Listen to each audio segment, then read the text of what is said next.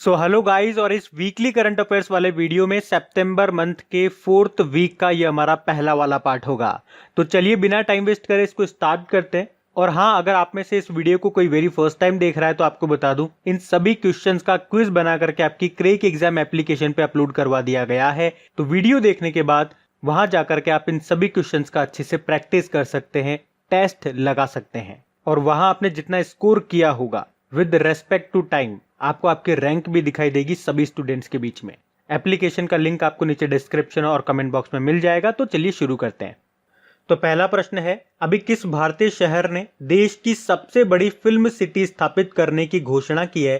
तो आंसर होगा उत्तर प्रदेश ने। तो उत्तर प्रदेश के जो मुख्यमंत्री हैं योगी आदित्यनाथ जी, उन्होंने हाल ही में देश की सबसे बड़ी फिल्म सिटी स्थापित करने की घोषणा की है। तो गौतम बुद्ध नगर में ये देश की सबसे बड़ी और भव्य फिल्म सिटी स्थापित की जाएगी। उत्तर प्रदेश की कैपिटल लखनऊ में है और लखनऊ गोमती नदी के किनारे स्थित है। मुख्यमंत्री योगी आदित्यनाथ हो गए और गवर्नर आनंदीबेन पटेल हैं, जो अब मध्य प्रदेश की भी गवर्नर है। फिर है, सोमालिया के नए प्रधानमंत्री कौन बन गए हैं? तो आंसर होगा मोहम्मद हुसैन रोबल। तो अभी सोमालिया के जो प्रेसिडेंट है मोहम्मद अब्दुल्लाही, उन्होंने मोहम्मद हुसैन रोबल को देश का नया प्रधानमंत्री नियुक्त किया है। बाकी अलेक्जेंडर लुकाशेंको बेलारूस के प्रेसिडेंट बने। जीन कोस्टेक फ्रांस के नए प्रधानमंत्री बने और कुबाट बेक बोर्नोव ये किर्गिस्तान के नए प्रधानमंत्री बने। सोमालिया ये ईस्ट अफ्रीकन कंट्री है जिसकी कैपिटल है मोगाडिशु। करेंसी है सोमाली शिलिंग।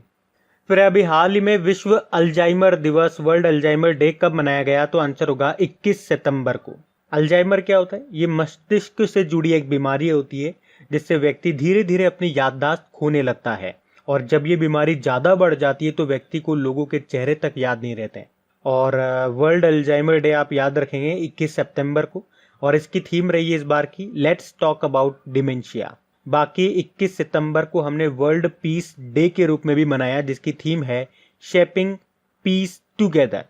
अच्छा, इसके अलावा एक और डे मैं आपको बताऊंगा, अंतरराष्ट्रीय तटीय स्वच्छता दिवस, international coastal clean up day. ये हमने 19 सितंबर को मनाया है। एक्चुअली ये कोई फिक्स डे नहीं होता है हर साल, ये सितंबर के तीसरे शनिवार को मनाया जाता है, और इस साल हम ये 19 सितंबर को मना रहे हैं। तो ये भी याद रखना, बढ़ते हैं आगे। फिर है, हाल ही में किसने आईजी नोबेल पुरस्कार 2020 जीता है? तो आंसर होगा नरेंद्र मोदी जी ने। तो अभी प्रधानमंत्री नरेंद्र मोदी को चिकित्सा शिक्षा के लिए आईजी नोबेल पुरस्कार 2020 से सम्मानित किया गया है। तो एक्चुअली प्रधानमंत्री नरेंद्र मोदी को कोविड-19 महामारी के दौरान दुनिया को ये सिखाने कि वैज्ञानिकों के अलावा राजनेता भी लोगों के जीवन को बचाने में अहम भूमिका निभा रहे हैं, और उसी के लिए इनको ये पुरस्कार दिया गया। और इस तरह से आप देख सकते हो प्रधानमंत्री नरेंद्र मोदी ये आईजी नोबेल पुरस्कार पाने वाले दूसरे भारतीय प्रधानमंत्री हैं। पहले थे अटल जी को मिल चुका है 1998 में। अच्छा, इसके अलावा भारत और पाकिस्तान की सरकारों को संयुक्त रूप से आईजी नोबेल शांति पुरस्कार 2020 मिला है। बाकी केजेंग डी थोंगडॉक अरुणाचल प्रदेश के ये फिल्म निर्माता हैं, और अभी इन्होंने शॉर्ट डॉक्यूमेंट्री ची लूपो के लिए दादा साहब फाल्के पुरस्कार जीता था। रतनलाल विश्व खाद्य पुरस्कार 2020 जीता, और कलीपुरी 2020 का इम्पैक्ट वुमेन अवार्ड जीता। फिर है, हाल ही में इंटरनेशनल मॉनेटरी फंड के कार्यकारी निदेशक का सलाहकार किसे चुना गया है? तो आंसर होगा सीमांचल दास को। बाकी प्रदीप कुमार जोशी ये अभी यूपीएससी के नए अध्यक्ष बने। पीएस रानीपसे सीआरपीएफ के नए महानिरीक्षक यानी कि इंस्पेक्टर जनरल बने, और Soma Mondal steel authority of India के अध्यक्ष बने थे। और स्टील अथॉरिटी ऑफ इंडिया की बात आती है तो मैं आपको एक और नाम बताता हूँ, दिलीप ओमान का नाम। ये अभी इंडियन स्टील एसोसिएशन के प्रेसिडेंट बने थे। बाकी इंटरनेशनल मॉनेटरी फंड की बात करेंगे तो हेडक्वार्टर इसका वॉशिंगटन डीसी में है। इसकी मैनेजिंग डायरेक्टर हैं क्रिस्टलिना जॉर्जिवा। फिर है, आईपीएल के इतिहास में एकमात्र कप्तान जिन्होंने एक ही टीम के लिए 100 मैच जीते हैं। तो आंसर होगा महेंद्र सिंह धोनी। ये चेन्नई सुपर किंग के अभी वर्तमान में कप्तान है, और अभी आईपीएल का जो 13वां संस्करण शुरू हुआ था यूनाइटेड अरब अमीरात में, आपको पता है, जिसमें चेन्नई सुपर किंग ने मुंबई इंडियंस को हरा दिया। और इसी के साथ चेन्नई सुपर किंग के कप्तान महेंद्र सिंह धोनी ने एक रिकॉर्ड भी बना दिया आईपीएल में एक ही टीम के लिए 100 मैच जीतने का एज अ कैप्टन। और मुंबई इंडियंस के कप्तान कौन है? रोहित शर्मा है। अच्छा, यहाँ पे आईपीएल से रिलेटेड एक और इंपॉर्टेंट क्वेश्चन मैं आपको बता रहा हूँ। अभी ये जो आईपीएल लीग चल रही है हमारी, उसमें शामिल होने वाले पहले अमेरिकी खिलाड़ी कौन बन गए हैं? ये प्रश्न मैंने आपको डेली करंट अफेयर्स वाले लेक्चर में बताया था, तो याद रखना आंसर होगा अली खान। और किस टीम में शामिल हुए हैं? तो कोलकाता नाइट राइडर्स में। फिर अभी किसने 2020 इटालियन ओपन में पुरुष एकल का मेन सिंगल टाइटल का खिताब जीता? तो आंसर होगा नोवाक जोकोविच ने। तो अभी नोवाक जोकोविच ने अर्जेंटीना के डिएगो स्वार्ट्जमैन को हरा करके 2020 मेन सिंगल इटालियन ओपन टाइटल जीत लिया है। अच्छा, इसमें वुमेन सिंगल की बात करेंगे तो वो खिताब किसने जीता? सिमोना हालेप ने जीता है, और ये उनका पहला इटालियन ओपन खिताब है, तो उनका नाम भी इंपॉर्टेंट रहेगा। अच्छा, सिमोना हालेप ये किस कंट्री की हैं? देखो, इस तरह के प्रश्न भी मैंने आपको बताया, कई बार प्रश्न पूछे जाते हैं इस तरह के। खिलाड़ी का नाम दे दिया जाएगा और पूछा जाएगा कि ये किस देश के हैं, नेशनलिटी क्या है इनकी, और खास तौर पे वो खिलाड़ी जो भी न्यूज में रहे थे। तो सिमोना हालेप आपके रोमानिया से हैं, और नोवाक जोकोविच ये आपके हैं सर्बिया से। और अभी आपको पता है यूएस ओपन जो हुआ था उसमें मेन सिंगल का टाइटल किसने जीता था? डोमिनिक थीम ने, और वो ऑस्ट्रिया से हैं। और महिला एकल का खिताब वुमेन सिंगल टाइटल जीता था, उसमें नाओमी ओसाका ने, जो कि जापान से हैं। वो नाम भी याद रखना। फिर हाल ही में किस बैंक ने वीडियो केवाईसी सुविधा शुरू की है? तो आंसर होगा एचडीएफसी बैंक ने। तो अभी एचडीएफसी बैंक ने अपने ग्राहकों के लिए वीडियो केवाईसी की सुविधा शुरू कर दी है। केवाईसी मतलब नो योर कस्टमर।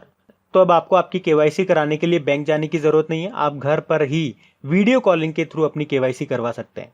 और इससे पहले भी मैंने आपको बताया, एक तो कोटक महिंद्रा बैंक और आईसीआईसीआई बैंक ये भी ये सुविधा शुरू कर चुके हैं। बाकी कर्नाटक विकास ग्रामीण बैंक, इसने अभी एक स्वर्ण ऋण योजना शुरू की थी, विकास लागू सुवर्णा योजना के नाम से। Bank of India signature visa debit card launch किया, और बैंक ऑफ बड़ौदा अभी इंडियन बैंकिंग एसोसिएशन ने जो ईज 2.0 इंडेक्स जारी किया था उसमें टॉप पे था ये।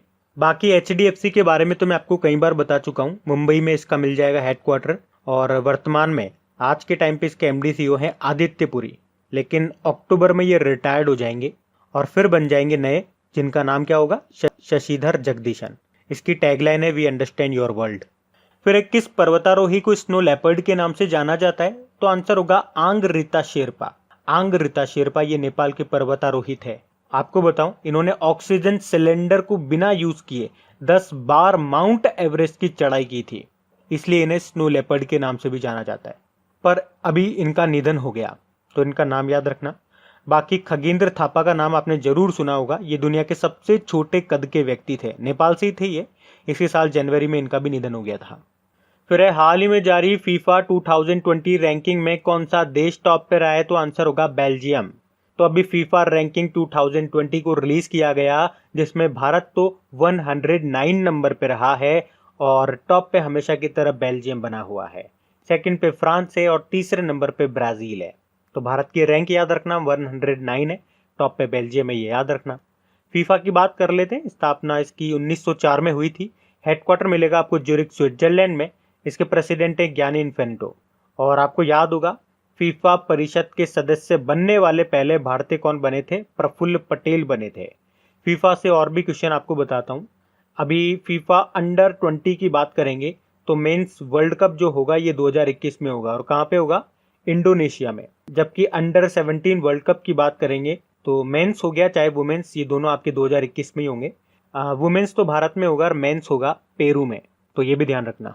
और गाइज, अगर वीडियो आपको अच्छा लग रहा है तो प्लीज इसे लाइक करते हुए चलना। देखिए आप लोगों ने अभी लाइक किया है या नहीं किया है। नहीं किया है तो अभी इसको लाइक कर दीजिए, लास्ट तक आप लोग भूल जाओगे मैं कह रहा हूँ। और हाँ, इसे शेयर भी जरूर कर देना अपने दोस्तों के साथ में। और अगर आप में से कोई स्टूडेंट इस चैनल को फर्स्ट टाइम देख रहा है तो आप इस चैनल को सब्सक्राइब कर सकते हैं। सब्सक्राइब करने के बाद में पास में बेल आइकन को जरूर प्रेस कीजिएगा, ताकि आगे के आपको नोटिफिकेशन मिलते रहें, ताकि आपसे कोई भी वीडियो मिस न हो। बेल आइकन को प्रेस करना जरूरी है। चलिए बढ़ते हैं आगे।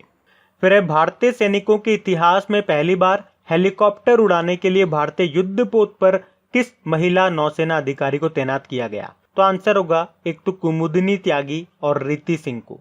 तो भारतीय नौसेना के इतिहास में ऐसा पहली बार हुआ है जब नौसेना के युद्धपोत पर 2 महिला अधिकारियों की तैनाती की गई हो। ये सब लेफ्टिनेंट कुमुदिनी त्यागी और सब लेफ्टिनेंट रीति सिंह को नौसेना के युद्धपोत पर क्रू के रूप में तैनात किया गया है। और इन दोनों महिलाओं को हेलीकॉप्टर स्ट्रीम में ऑब्जर्वर के पद पर चुना गया है। तो इन दोनों के नाम याद रखना। फिर है हाल ही में वॉइस ऑफ डिसेंट नाम की बुक को किसने लिखा, तो आंसर होगा रोमिला थापर ने। इतिहासकार हैं ये रोमिला थापर, और अभी इन्होंने ये बुक लिखी है जिसका नाम है वॉइस ऑफ डिसेंट। इसमें इन्होंने देश में हुए विरोध प्रदर्शनों पर विशेष वर्णन किया है। इसे अक्टूबर में रिलीज किया जाएगा। बाकी बराक ओबामा अ प्रॉमिस्ड लैंड नाम की बुक लिखी इन्होंने। आर भानुमति जुडिशरी जजेस and the administration of justice नाम की बुक लिखी इन्होंने। Ramachandra Guha the Commonwealth of cricket नाम की बुक लिखी थी। फिर एक किस राज्य सरकार ने ई पीक पिहानी मोबाइल एप्लीकेशन को लॉन्च किया, तो आंसर होगा महाराष्ट्र सरकार ने। तो अभी महाराष्ट्र के जो मुख्यमंत्री हैं उद्धव ठाकरे, उन्होंने ई पीक पिहानी एप्लीकेशन को लॉन्च किया है और उन्होंने कहा है कि इससे किसानों की मुश्किलें कम होंगी। ये उन्हें अपनी उपज को सही मूल्य और अच्छा बाजार दिलाने में भी मदद करेगा। महाराष्ट्र की कैपिटल मुंबई है। मुख्यमंत्री हो गए उद्धव ठाकरे, गवर्नर है भगत सिंह कोश्यारी। याद रखना गोवा का एडिशनल चार्जेस अभी इन्हीं के पास है। और बॉम्बे हाईकोर्ट के नए चीफ जस्टिस भी बने थे अभी, दीपांकर दत्त उनका नाम है। फिर एक किस राज्य में घर तक फाइबर योजना शुरू की गई है, तो आंसर होगा बिहार में। तो अभी प्रधानमंत्री नरेंद्र मोदी जी ने बिहार में 9 राजमार्ग परियोजनाओं और ऑप्टिकल फाइबर इंटरनेट सर्विसेज को शुरू किया है। तो ये ऑप्टिकल फाइबर सेवाएं घर तक फाइबर योजना के तहत प्रदान की जा रही है। तो ये परियोजना राज्य के 45,945 गांवों को जोड़ेगी और इस प्रकार डिजिटल क्रांति को बिहार के कोने कोने तक पहुंचाएगी। बिहार की कैपिटल पटना है और पटना हाईकोर्ट के चीफ जस्टिस है संजय करोल। मुख्यमंत्री हैं नीतीश कुमार और गवर्नर है फागू चौहान। अच्छा याद रखना बिहार में एक आपको नेशनल पार्क मिलेगा, वो बहुत इंपॉर्टेंट है क्योंकि अक्सर एग्जाम में पूछा जाता है। उसका नाम है वाल्मीकि नेशनल पार्क।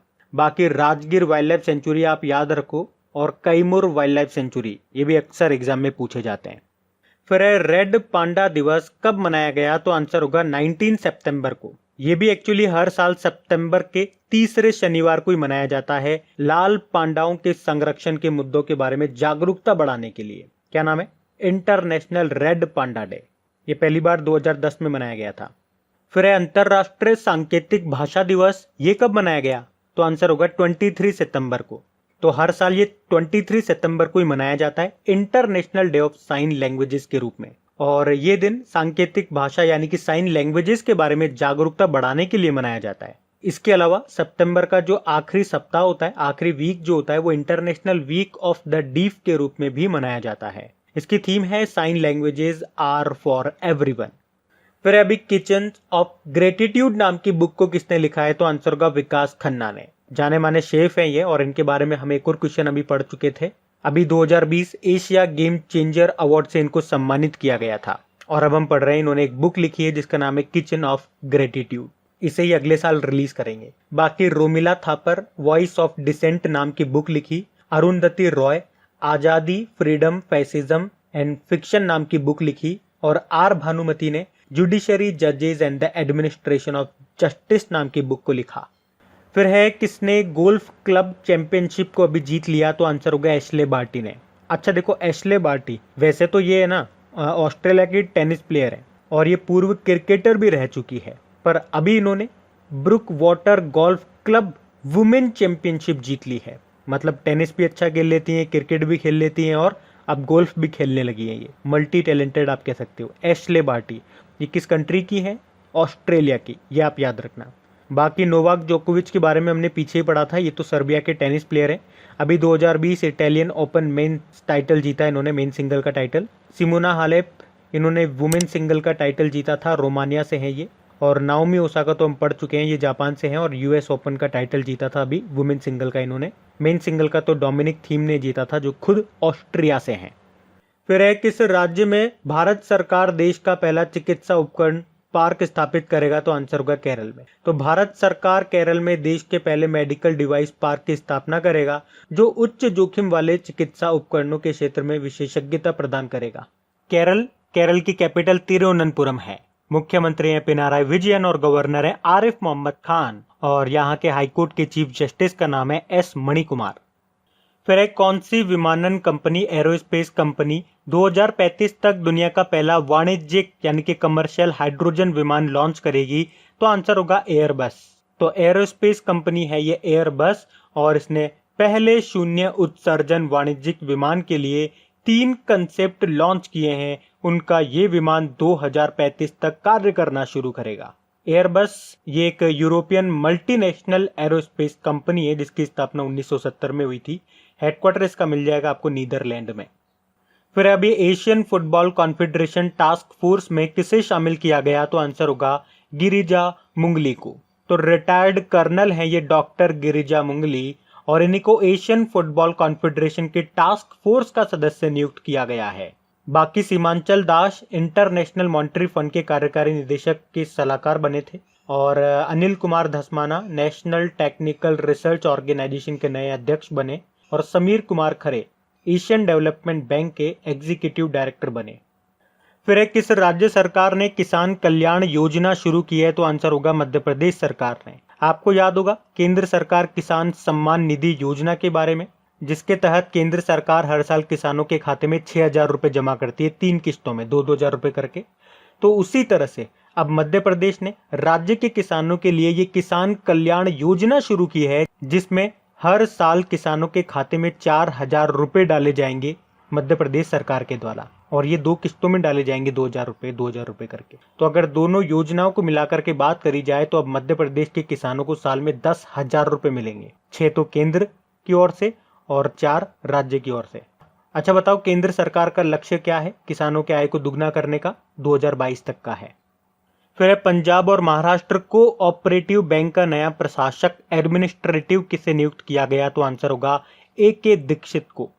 तो अभी आरबीआई ने ए.के. दीक्षित को पंजाब और महाराष्ट्र कोऑपरेटिव बैंक का नया एडमिनिस्ट्रेटर प्रशासक नियुक्त किया है। बाकी पीएस रानीपसे सीआरपीएफ के नए महानिरीक्षक इंस्पेक्टर जनरल बने। Soma Mondal steel authority of India के अध्यक्ष बने और Rakesh Asthana border security force के डायरेक्टर जनरल बने। ये जो Punjab and Maharashtra cooperative bank है इसका हेडक्वार्टर आपको मुंबई में मिलेगा।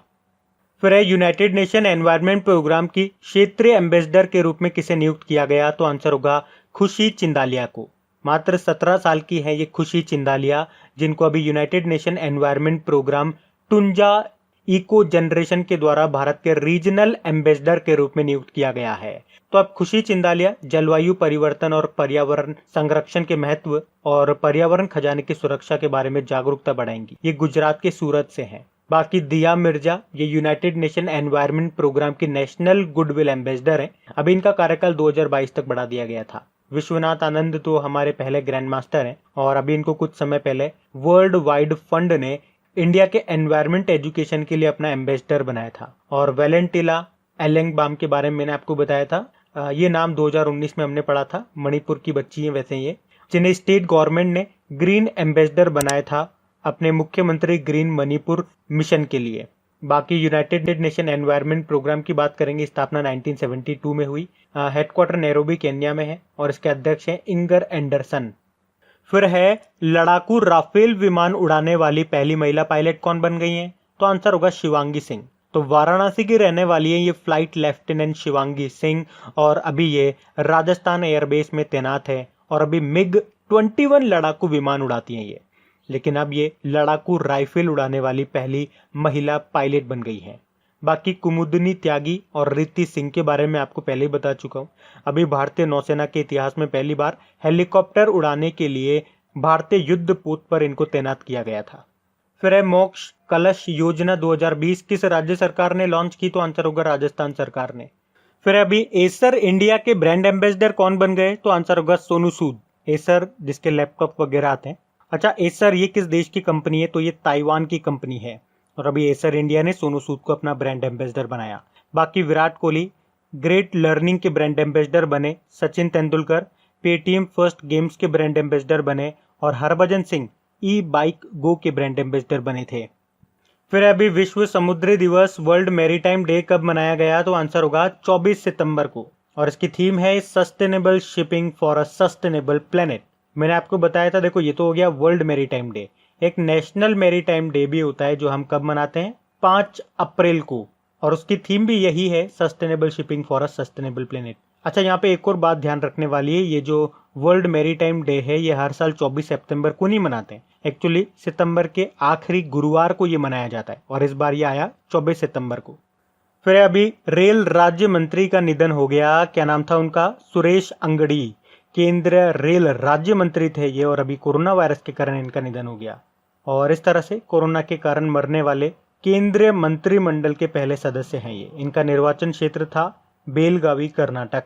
और बाकी ये जो डीन जॉन्स हैं, पूर्व ऑस्ट्रेलिया क्रिकेटर हैं और प्रसिद्ध कमेंटेटर हैं, इनका भी अभी निधन हो गया। बाकी भूपेश पांड्या, बॉलीवुड एक्टर थे ये, विक्की डोनर में एक्टिंग की थी इन्होंने, इनका भी निधन हो गया। और आशा लता वाबगांवकर, मराठी व हिंदी फिल्मों की जानी मानी थिएटर अभिनेत्री थी ये, इनका भी निधन हो गया अभी। फिर है अभी भारत ने किस देश के साथ पैसेज एक्सरसाइज किया? तो आंसर होगा ऑस्ट्रेलिया के साथ में। कहाँ पे? पूर्वी हिंद महासागर में। अच्छा, हमारे नेवल चीफ कौन है? करमबीर सिंह है। ऑस्ट्रेलिया की बात कर लें तो इसकी कैपिटल है कैनबेरा, प्रधानमंत्री हैं स्कॉट मॉरिसन और करेंसी है ऑस्ट्रेलियन डॉलर। फिर अभी बोगनविली के राष्ट्रपति कौन बन गए? तो आंसर होगा इस्माइल टूरुमा। अच्छा, सबसे पहले तो आपको ये बता दूं कि पिछले साल नवंबर में ही पपुआ न्यू गिनी से बोगनविल के अलग होने के बाद ये पहला आम चुनाव था जिसमें पूर्व विद्रोही सैन्य कमांडर इस्माइल टूरुमा इसके नए राष्ट्रपति बने हैं। बोगनविल ये दक्षिण प्रशांत में एक खनिज युक्त और हरे भरे द्वीपों का समूह है जिसकी कैपिटल बुका द्वीप है और करेंसी है पपुआ न्यू गिनी कीना। बाकी योशिहिदे सुगा जापान के नए प्रधानमंत्री बने, शिंजो अबे की जगह आए ये। माइकल मार्टिन आयरलैंड के प्रधानमंत्री बने और मार्क एंथनी फिलिप्स ये गयाना जो कंट्री है, साउथ अमेरिकन कंट्री है, उसके प्रधानमंत्री बने थे। और गयाना के प्रेसिडेंट भी अभी नए बने थे, मोहम्मद इरफान अली उनका नाम है। फिर है किस राज्य में देश का दूसरा रॉकेट लॉन्च पोर्ट स्थापित किया जाएगा? तो आंसर होगा तमिलनाडु में। तो अभी अंतरिक्ष राज्य मंत्री हैं जितेंद्र सिंह, उन्होंने बताया कि तमिलनाडु के थुत्तुकुडी के कुलसेक्करपट्टिनम में भारत का दूसरा रॉकेट लॉन्च पोर्ट स्थापित किया जाएगा। ये दूसरा होगा तो पहला कहां पर है? आंध्र प्रदेश के श्रीहरिकोटा में, यहां से रॉकेट लॉन्च किए जाते हैं। अब दूसरा तमिलनाडु में बनेगा, तो तमिलनाडु की कैपिटल चेन्नई है, मुख्यमंत्री हैं एड्डापड्डी के पलानी स्वामी और गवर्नर हैं बनवारी लाल पुरोहित। फिर है अभी टाइम मैगजीन की 100 मोस्ट इन्फ्लुएंशियल पीपल ऑफ 2020 की लिस्ट में शामिल होने वाले एकमात्र भारतीय फिल्म स्टार कौन बन गए? तो आंसर होगा आयुष्मान खुराना। तो एक्टर आयुष्मान खुराना ये टाइम मैगजीन की 100 मोस्ट इन्फ्लुएंशियल पीपल ऑफ 2020 की लिस्ट में शामिल होने वाले एकमात्र भारतीय फिल्म स्टार हैं, तो इनका नाम याद रखना। अच्छा, इसके अलावा इस लिस्ट में शामिल होने वाले और भी भारतीय हैं, जैसे कि प्रधानमंत्री नरेंद्र मोदी, गूगल के सीईओ सुंदर पिचई जो कि भारतीय मूल के हैं, डॉक्टर रविंद्र गुप्ता, और दिल्ली के शाहीन बाग में नागरिकता कानून के खिलाफ प्रदर्शन में शामिल रही 82 साल की बिल्किस बानो। वैसे आयुष्मान खुराना से कुछ और क्वेश्चन मैं आपको बताऊं तो अभी बजाज अलियांज के ये ब्रांड एम्बेसडर बने थे। यूनिसेफ ने इन्हें चिल्ड्रंस राइट कैंपेन का ब्रांड एम्बेसडर बनाया और टोयोटा किर्लोस्कर मोटर ने एसयूवी मॉडल अर्बन क्रूजर के लिए इनको ब्रांड एम्बेसडर बनाया था, तो ये नाम भी ध्यान रखना। तो गाइज ये लीजिए, लगभग 35 क्वेश्चन हम लोगों ने कवर किए हैं और इन्हीं क्वेश्चंस के साथ ये वाला पार्ट हमारा खत्म होता है। अब आपको क्या करना है, अपनी क्रेक एग्जाम एप्लीकेशन पे जाना है, वहां पे इन सभी क्वेश्चंस का क्विज आपको मिल जाएगा और फिर वहां पे इनका टेस्ट लगाओ और फिर चेक करो जो क्वेश्चन अभी अभी आपने पढ़े, अगर उन्हीं का आप टेस्ट लगाते हो तो क्या फुल स्कोर कर पाते हो या उसमें भी कोई नंबर कट जाते हैं। और अगर नंबर कट रहे हैं तो टेंशन नहीं लेना, बल्कि उस क्वेश्चन को अच्छे से याद कर लेना ताकि मेन एग्जाम में नंबर ना कटे, क्योंकि सिलेक्शन उस एग्जाम से होगा। ये तो आपकी प्रैक्टिस के लिए है, यहाँ तो आपको सीखना है। और गाइज अगर वीडियो अच्छे लगते हैं तो प्लीज इन्हें लाइक जरूर किया करें कम से कम, और अपने दोस्तों के साथ में वीडियो के लिंक को शेयर जरूर कर देना। जल्दी मिलते हैं अगले वाले पार्ट में, तब तक के लिए थैंक यू गाइज।